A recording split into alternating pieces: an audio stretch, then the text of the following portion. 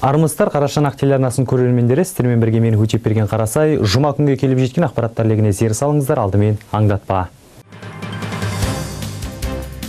Тұрғындар өз өтініштерін алға тартып аудан әкіміне келді.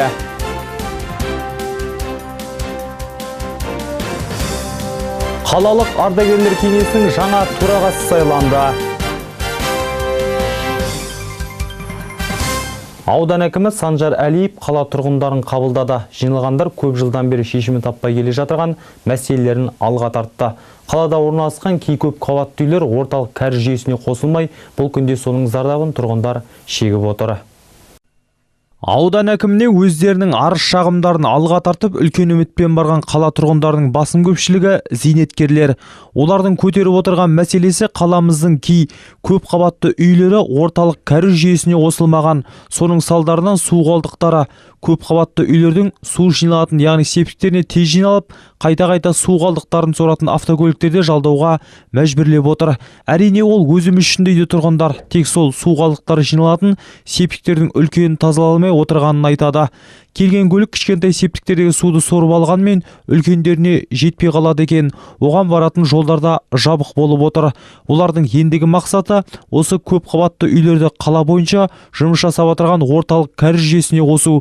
Талай жылдардан шешімі таппай, талай басшылардың назарында болған бұл мәселе әлде шешімін таппауда. Аудан басшысына өз сұрақтарының бір шешімі бір реті болар деп үмітпен келген тұрғындар өз пікірлерін айтып отыр.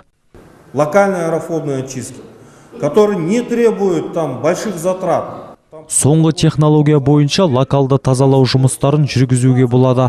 Оған үлкен шығынның қажет жоқ. Тек жылына бір рет светке ақша төлейсіз, сосын ассенизация үшін қалдық судан отырғызылған ағашты суаратын таза су алуға мүмкіндік туады. Бұл технологияны қолдана аламыз ба, алмаймыз ба, мен қазір нақты айта алмаймын. Алдымен мамандар қарап, содан кейін барлығын тексеру қажет. Егер ол ойымыз жүзеге асса, жақсы болады. Ал жүзеге аспаса, басқа да жақтарын қарау қажет. Ертең арнайы жұмыс тобы барып, барлығын қарайтын болады. Орталық кәріз жүйесіне барлық көп қабатты үйлер қосқан кезде кей көп қабатты үйлер қосылмай қалған. Ал тұрғындар қанша уақыт алса да орталық кәріз жүйесіне қосса екен деп тілектерін білдірді. Первый микрорайон 5 домов, Советская 205. Бірінші шағын аудан 5-ші үй Советский 205 кеңес үкіметін бері кәріз жүйелеріне қосылмаған. Біз қалалық орталық кәріз жүйесіне де, ескі қалашықтағы кәріз жүйесіне де қосылмай отырмыз. Осыған дейін тұрғын үй коммуналдық шаруашылығы және автомобильдер жол бөліміне бөлінген ақшаны бұл бөлім Ақсай жылу қуаты мекемесіне беріп, олар біздің септигімізді тазалап тұрды. Аудан басшысы бюджеттен ақшаны қысқартып, біздің септиктерді тазалау жұмыстары тоқтап қалды. Қалай болғанда да бұл мәселені шешу керек қой. Біз аудан әкімі Марат Түсіпқалиев болғанда да бұл сұрақты көтердік. Сол кездегі депутат Луиза Хусайноваға да айттық, бірақ нәтиже болмады. Аудан басшысына аяқтай келген қала тұрғындары аудан әкіміне, сала мамандарына сенім артып, үлкен үміт күтуде. Өтепберген Қарасай, Тимур Төлепбергенов, Азамат Бабагужиев, Қарашығанақ телеарнасы. Ақсай қаласы бойынша ардагерлер кеңесінің жаңа төрағасы сайланды. Аудандық әкімдікте өткен жиынға аудан әкімінің орынбасары, аудандық ардагерлер кеңесінің төрағасы мен бір топ ардагерлер қатысты. Бөрлі ауданында аудандық ардагерлер кеңесі, ақсақалдар кеңесі мен қалалық ардагерлер кеңесі жұмыс жасайды. Басты мақсат өмірлік тәжірибесі бар қарттардың еңбегін жас ұрпаққа насихаттап, ауданның қоғамдық саяси өміріне атсалысу. Аудандық әкімдікке жиналған қаламыздың еңбек ардагерлері қалалық ардагерлер кеңесінің жаңа төрағасын сайлады. Осыған дейін бұл қызметте болған Сапарғали Серажев денсаулығына байланысты бұл жұмыстан өз еркімен бас тартты. Аудан әкімінің орынбасары Алпамыс Көшкінбаев осы жиында облыс әкімінің алғыс хатын аға буын өкілдеріне табыстап, аудан әкімінің алғыс хатын осыған дейінгі қызмет атқарған төрағаға табыстады. Көпшіліктің дауысқа салуымен қалалық ардагерлер кеңесінің төрағасы болып Ерманов Рақымжан Берманұлы тағайындалды. Жаңа төрағаға барлық жиналған ардагерлер өз тілектерін білдірсе, аудан әкімінің орынбасары бірлесіп жұмыс жасауға шақырып, әрқашан қолдауға дайын екендерін жеткізді.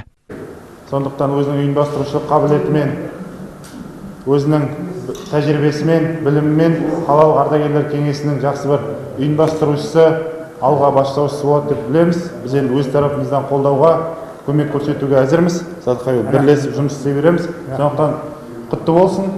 Жұмысыңызға сәттілік тілеймін. Енді қалалық негізінен ауданымыздың үлкен аға буын өкілдері, қалада да көп шоғырланған, көптеген көтеріп жүрген проблемалар, сұрақтары бар. Соның барлығын бірлесіп, сіздердің ұсыныстарыңызбен біз мүмкіндігінше қолдап, мәселені ардагерлердің көтерілген мәселелерін бірлесіп шешеміз деген ойдамыз. Жұмысыңызға сәттілік тілейміз. Жаңадан сайланған төрағаның өмірлік тәжірибесі де аз емес. Ауданымыздың әр саласында жұмыс жасап, өз еңбегімен көрінген жан деп жиналған қарттар үлкен сенім артты. Мен дүнияға 1950 жылы Шыңғырлау районы Жаңакүш ауылында дүнияға келген адаммын. Мен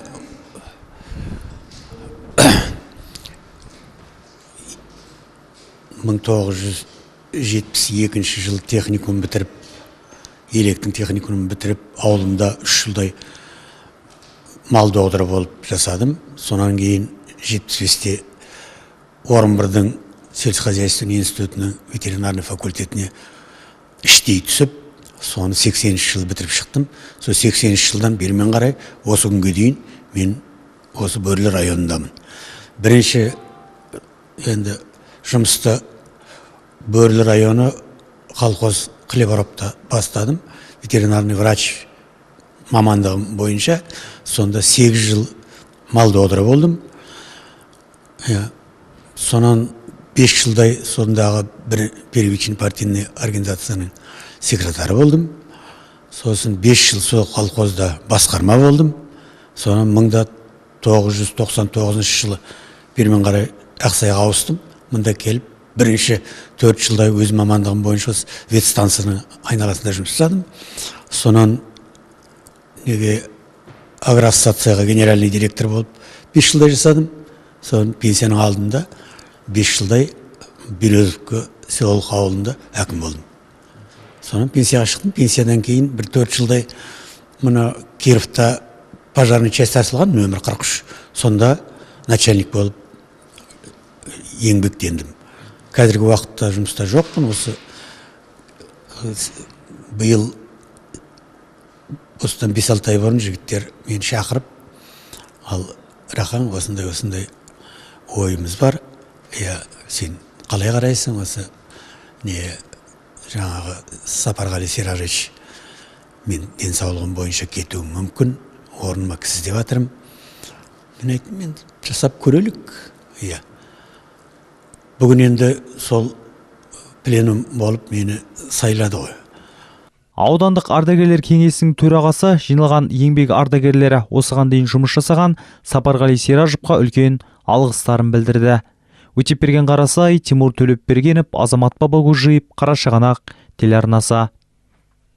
Бүгінгі күнге келіп жеткен ақпараттар легі осындай болды. Жағымды жаңалықтарымыз көп болсын, айымыз жарық, күніміз нұрлы болғай.